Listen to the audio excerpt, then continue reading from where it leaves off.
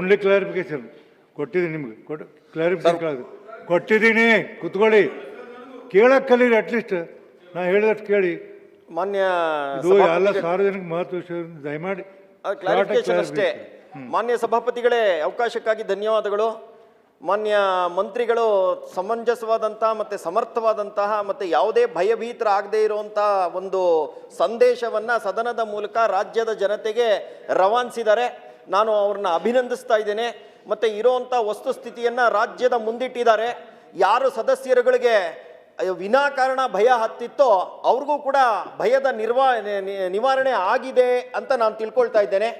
ನಾನು ಮುಂಬರುವಂಥ ದಿನಗಳಲ್ಲೂ ಕೂಡ ಅಂಥ ಸಂದರ್ಭ ಬಂದರೆ ವಿರೋಧ ಪಕ್ಷವೂ ನಿಮ್ಮ ಜೊತೆಲಿ ಕೈ ಜೋಡಿಸುತ್ತೆ, ನಾವು ನಿಮ್ಮ ಜೊತೆಯಲ್ಲಿ ಇರ್ತೀವಿ. ಯಾವುದೇ ರೀತಿಯಾದಂಥ ಸನ್ನಿವೇಶವನ್ನು ಒಟ್ಟುಗೂಡಿ ಎದುರಿಸೋಣ ಅನ್ನುವಂಥ ಮಾತುಗಳನ್ನು ಹೇಳ್ತಾ ನಾನು ಅವ್ರ ಮಾತುಗಳಿಗೆ ಧ್ವನಿಗೂಡಿಸ್ತೀನಿ. ಭೋಜೇಗೌಡ, ನಾನು ಇಲ್ಲಿ ಬರ್ಕೊಂಡಿನಿ ಪ್ರಕಾರ ಕರಿತೀನಿ. ಮಾತಾಡಬೇಡಿ ಅಂತ ಹೇಳಿದಿರಿ, ಈಗ ಮಾತಾಡುತ್ತೇನೆ. ಬೇಡ ಕುತ್ಕೋ, ನೆಕ್ಸ್ಟ್ ಕರೀಲಿ. ಈಗಾಗಲೇ ಮಾನ್ಯ ಸಚಿವರು ಸುದೀರ್ಘವಾದ ಉತ್ತರವನ್ನು ಭಾಳ ಸ್ಪಷ್ಟ ಪದಗಳಲ್ಲಿ ಕೊಟ್ಟಿದ್ದಾರೆ.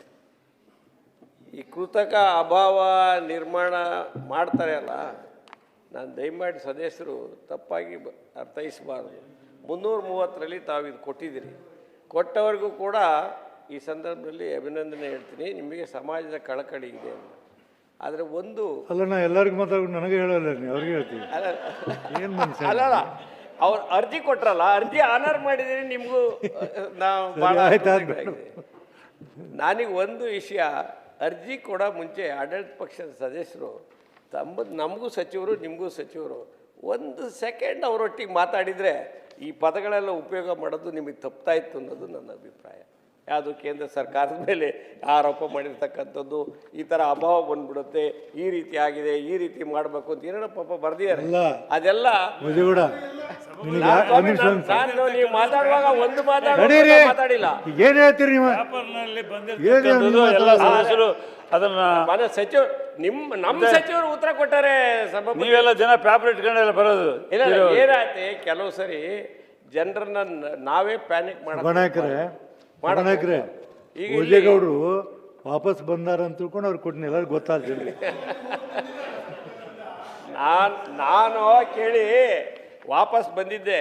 ಇನ್ನೂ ಒಂದಿನ ನಾನು ಬರೋಕ್ಕೆ ತಡ ಆಗ್ತಾ ಇತ್ತು. ಆದರೆ ಸಿಟಿ ರವಿಗೆ ಹೇಳಿದೆ, ರಾತ್ರಿ ಕನ್ಸಲ್ಲಿ ನೀವು ಬಂದ್ಬಿಟ್ಟಿದ್ದೆ. ಅದಕ್ಕೆ ನಾನು ಇವತ್ತು ಎಷ್ಟೊತ್ತಾದರೂ ನಾನು ನಮ್ಮ ಸಭಾಪತಿಗಳು ನೋಡಲೇಬೇಕು ಅಂತ ಬಂದೆ. ನೋಡಿದೆ, ನೀವು ಇದ್ರಿ, ನಾವು ನೋಡಿದೆ. ಕನ್ಸಲ್ಲಿ ಏನು ಬಂದಿತ್ತು ಅಂತ ಗೊತ್ತಾಯ್ತು. ಕನಸಿನ ಮುಂದುವರೆದ ಭಾಗ ಹೇಳಿದ್ದಾರೆ, ನಿಮ್ಮ ಹತ್ರ ಮಾತ್ರ ಹೇಳ್ತಿರೋದಿಲ್ಲ. ಭೋಜೇಗೌಡ್ರೆ, ಸಭಾಪತಿಗಳೇ, ಭೋಜೇಗೌಡ್ರೆ, ಕನಸಲ್ಲಿ ಒಂದು ನಿಮಿಷ. ನಿಮ್ಮ ಭೋಜೇಗೌಡ್ರೆ, ಅಲ್ಲ ಅವ್ರು ಯಾರು ಸಹಾಯನೆ ಮಾಡಲಿಲ್ಲ ಅಂತ ತಾವು ಹೇಳಿದ್ರೆ ಸಂತೋಷ ಆಯ್ತು.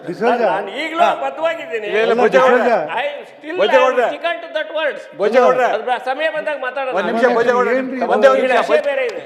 ಸಭಾಪತಿಗಳೇ, ನೀವು ಕನ್ಸಲ್ ಬಂದಿದ್ದು ಮಾತ್ರ ಹೇಳಿದ್ರು, ಕನ್ಸಲ್ ಬಂದು ಏನು ಮಾಡಿದ್ರಿ ಅನ್ನೋದು ಹೇಳಿಲ್ಲ ಅವರು. ನನ್ನ ಹತ್ರ ಹೇಳಿದ್ದಾರೆ, ಆಮೇಲೆ ನಿಮ್ಮ ಹತ್ರ ಹೇಳ್ತೀನಿ.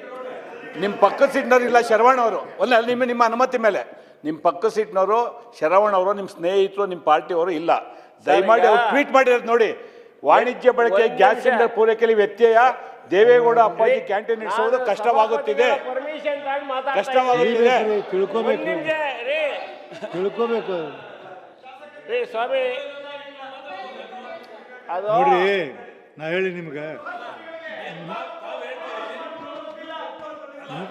ತಾವ್ ಹೇಳ್ತೀರಿ ಮೊಬೈಲ್ ಯೂಸ್ ಮಾಡಬೇಡಿ ಅಂತೀರಿ. ಈಗ ಮೊಬೈಲ್ ಇಟ್ಕೊಂಡೇ ತೆಗಿಬಾರ್ದಿಲ್ಲ, ನಡ್ಕೊಳ್ಳುವಂತ ರೀತಿಯಲ್ಲಿ ನಡ್ಕೋಬೇಕು. ನಿಮ್ಮ RSS ಕಚೇರಿಗೆ ಬಂದು ಕಲಿಬೇಕು. ನಾನು ಬಿಜೆಪಿ ಕಚೇರಿಗೆ ಬಂದು ಕಲಿಬೇಕು, ಹೆಂಗ್ ನಡಿಬೇಕು, ಹೆಂಗ್ ಮಾತಾಡ್ಬೇಕು ಅಂತೇಳಿ ನಿಮ್ಮ ಹತ್ರ ಕಲಿಬೇಕು. ನಿಮ್ಮ ಹತ್ರ ಕಲಿಬೇಕು, ಹೆಂಗ್ ಮಾತಾಡ್ಬೇಕಂತೇಳಿ. ಹೌದೌದು, ವಿರೋಧ ಪಕ್ಷದ ನಾಯಕರು ಏನ್ ಬೇಕಾದ್ರೂ ಮಾತಾಡ್ಬೋದು. ನೀವು ಪರ್ಮಿಟ್ ನಿಮ್ಗೆ ಅಯೋಗ್ಯನ ಪದ ಬಳಸಿದ್ದೀರಾ, ತೆಗಿರಿ ಪ್ರಶ್ನೆ. ನಿಮ್ಮಿಂದ ಗೌರವ ಕೊಡೋದಿಲ್ಲ. ನಾನು ಕಲ್ತು ಹೌದು, ತೆಗೀರಿ. ಬಂದಿದ್ದೀನಿ. ಗೌರವ ಕೊಡೋದು ನಾನು ತೆಗೀರಿ. ಕಲ್ತು ಬರ್ತೀನಿ. ನೀವು ಹರಿಪ್ರಸಾದ್ ಕಲ್ತು ಅವ್ರಿಗೆ ಬನ್ನಿ ಏನ್ ಪದ ಬಳಸಿದ್ದೀರಾ? ತೆಗೀರಿ. ಏಕವಚನ ಬಿಡಿ. ಅಯೋಗ್ಯನ ಪದ ಬಳಸಿದ್ದೀರಾ? ಯಾರು? ಯಾರು ನೀವು? ಯಾರು? ನೀವೇ? ಯಾರು? ನೀವು ನೀವು ಅಂತ ನಾನು ನಿಮ್ಮಿಂದ ಕಲಿಬೇಕಲ್ಲ ನೀವು ನಾನು. ಈ ರೀತಿ ನಾನು ಹೇಳಿದ್ದೀರಿ ಅಂತ ಹೇಳಿ ನಿರ್ಭೀತ, ನಿಷ್ಪಕ್ಷಪಾತ, ವಿಶ್ವಾಸಾರ್ಹ ಸುದ್ದಿಗಳಿಗೆ ಮತ್ತೊಂದು ಹೆಸರಾಗಿರುವಂತ ನ್ಯೂಸ್ 18 ಕನ್ನಡ ಈಗ ಆಪ್ನಲ್ಲೂ ಲಭ್ಯವಿದೆ. ದಯವಿಟ್ಟು ಇಲ್ಲಿರುವ QR ಕೋಡ್ ಅನ್ನ ಸ್ಕ್ಯಾನ್ ಮಾಡಿಕೊಂಡು ಆಪ್ ಅನ್ನ ಡೌನ್ಲೋಡ್ ಮಾಡೋದಕ್ಕೆ ಮರಿಬೇಡಿ. ನಿಮ್ಮ ಬೆಂಬಲ ಹೀಗೆ ಸದಾ ನಮ್ಮೊಂದಿಗಿರಲಿ. ಧನ್ಯವಾದ.